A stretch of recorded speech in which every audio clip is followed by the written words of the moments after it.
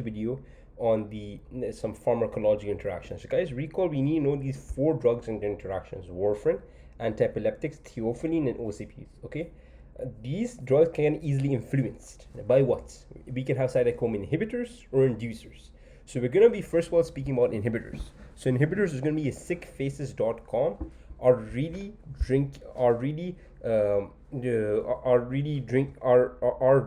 drinking grapefruit. So what we want to first of all do is sick faces is going to be your sulfon. I'm going to go through each and every one. Sick faces is going to be your like your sulfonamides. Okay, I is going to be isoniazid. C is going to be cimetidine. K is going to be ketoconazole. F is going to be fluconazole. A is going to be acute alcohol. The C is going to be cimetidine. E is going to be your erythromycin. This other C is going to be ciprofloxacin. The other one is going to be ondansetron. Then the next is going to be omeprazole. The next M is going to be metronidazole. A is going to be amiodarone. R is going to be ritonavir, and G is going to be grapefruit.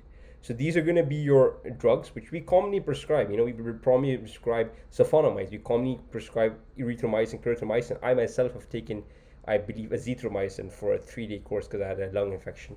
So these are commonly prescribed drugs and they can easily inhibit it. So we need to know these drug interactions.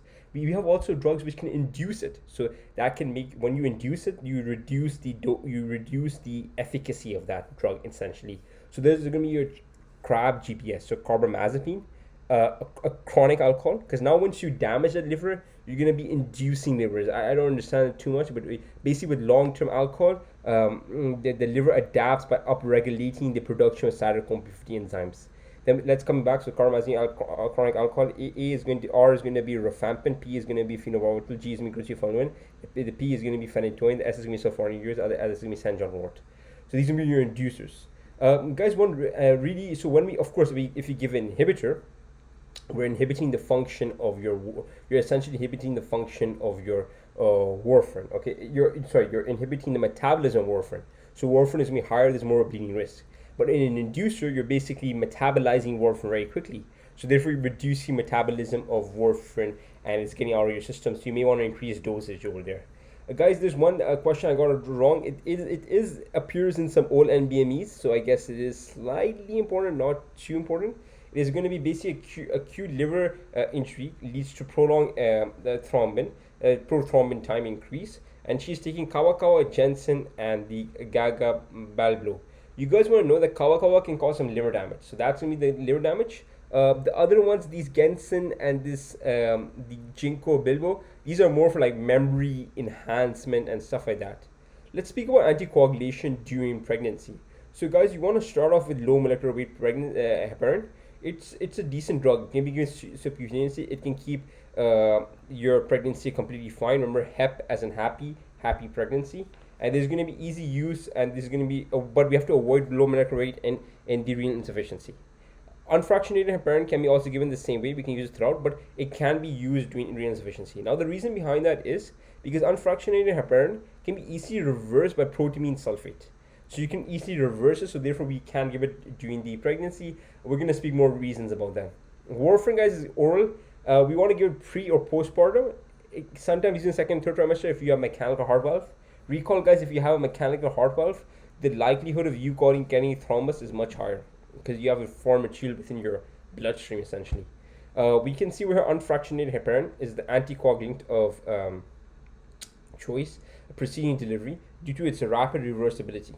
However, all anticoagulants is discontinued at the onset of labor due to risk of hemorrhage and before epidural anesthesia due to risk of epidural hematoma.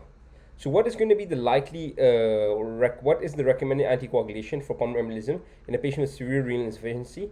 As we spoke about, guys, over here, we're going to be giving unfractionated heparin. Okay, so you guys want to know the unfractionated heparin followed by warfarin. So it's going to be really, there's going to be a lot of reversibility. So warfarin is going to be preferred long-term anticoagulant in end-stage renal disease, and it needs to be bridged first of all. So guys, we can have, of course, over here we can have the low molecular weight heparin and factor 10A inhibitors are recommended in renal insufficiency because they're metabolized by the liver. Just have a side point, guys. If you have HIT type 1, you don't want to give any You don't want to give any therapy there, and that's another video for itself.